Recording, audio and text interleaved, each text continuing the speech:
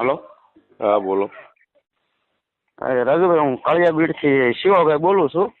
બોલો શિવાભાઈ.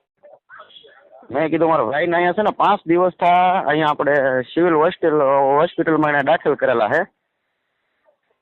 કે એને એવું છે કે ઓલા મેડમ સીટી સ્કેન માગે ને હું સીટી સ્કેનના કાગળિયા કરાવવા માટે 3 દિવસથી દોડું છું. હવે ઓલા ના સવારમાં સીટી સ્કેન કરાવવા ગયો ને તો મને કહે કે ઓલા ભાઈની સહી લેતા હોય. એ ભાઈની પાસે હું 2 દિવસ જાઉં ને તો આજમાં એમ કે એ રજા ઉપર છે, 12-1 વાગે આવશે. હવે ઓલા પર સીટી સ્કેન વાળા એમ કીધું કે તમે જ્યાં લગન સીટી સ્કેન ન થાય ને ત્યાં લગન પાણી ન દેતા. હવે મારી વાત અને સીટી સ્કેન વાળા ત્યાં જઈને ફોન આપો સીટી સ્કેન વાળાને.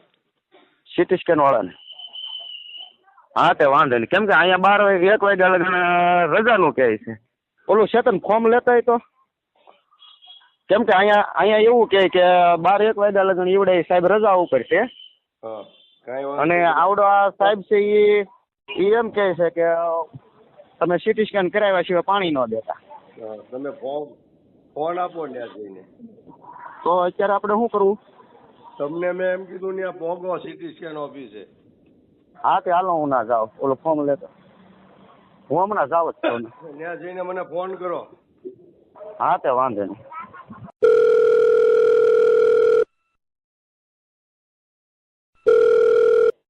હાલો.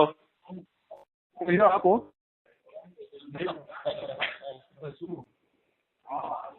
એક મિનિટ ને ઓલો ફોન ચાલુ કરી. આદેશના સાહેબ ને મળવાનું છે એમ કયો. આરએમઓ સાહેબ ને. આરએમઓ સાહેબ ક્યાં છે?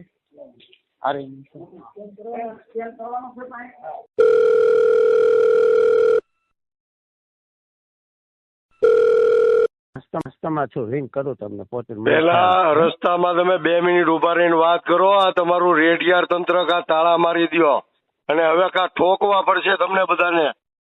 શું થયું છે? શું થયું છે? ફોન ઉપાડો. 10 ફોન કરીએ તો ફોન ઉપાડતા નથી. કોઈ જવાબદાર વ્યક્તિ છે કે નહીં? ઓલાને મરી જાય દર્દી ત્યારે ફોન ઉપાડશો. શું પ્રશ્ન હતો? ઓલાને સીટી સ્કેન કરવાનું છે તાત્કાલિક. સીટી સ્કેન થાય તો જ દર્દીને પાણી આપવાનું છે.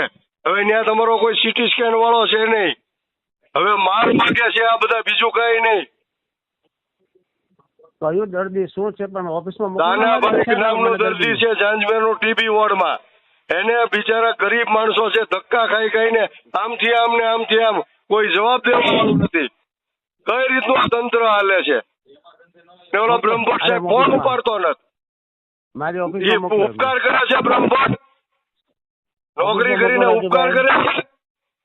મારી ઓફિસમાં મોકલો દર્દીને. કોણ છે સર? મારી પાસે ક્યાં તમારી ઓફિસમાં મેકલું? કઈ જગ્યાએ મેકલું? આરએમ ઓફિસમાં. હા, હું ત્યાં મેકલું છું. તમે ત્યાં હાજર રહેજો. શું નામ છે દર્દીનું? દાનાભાઈ. હા, મોકલી આપો. હા,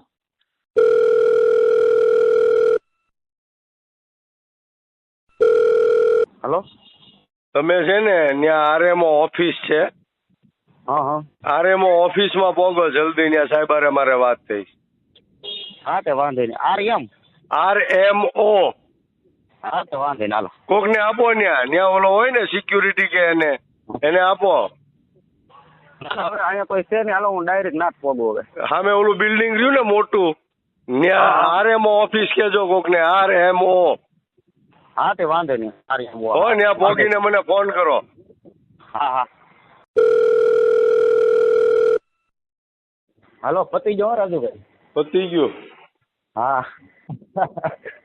એટલે એવું પછી તો મને પાછા ઓલા ભાઈ બીજા હતા કે નહીં, હા, મને કે ભાઈ આમ ફરિયાદ થોડી કરે. મેં કીધું આવો મારા ભાઈને. અને હકીકત એવું હતું 5 દિવસ અત્યારે તો હજી મેં પાણી નથી દીધું. બોલો, આવો ન છૂટકે મારે તમને ફોન ન કરે તમને. થોડાય ચાલે ને થોડી લઉં એમ. એને કીધું ને કે આ પાણી વગર તડફડિયા મારે છે દર્દી. હા એટલે જ ને. પણ તમારો ફોન ગયો ને એટલે નકર ઓલો હતો રજા ઉપર.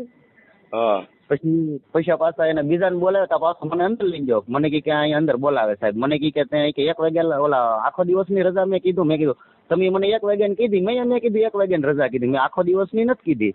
એટલે એને એમ કે હું આને થોડોક ધમકાવું એમ. પણ તમારો ફોન હોય પછી હું થોડોક એનાથી બીતો હોઈશું. ના બીવાનું જ નહીં. ગમે ત્યારે મને ફોન કરવાનો. ખોટી રીતે ઓલું કરતા મને ફોન કરી દે તો ખરી. તમારો ફોન આવી જાય પછી હું રાજા થઈ જાઉં. ફાવે એવો ગમે ના લઈ જાય. ના ના પતી ગયું તમ તારે હવે આ હે ને? હા, ઓકે ઓકે. હા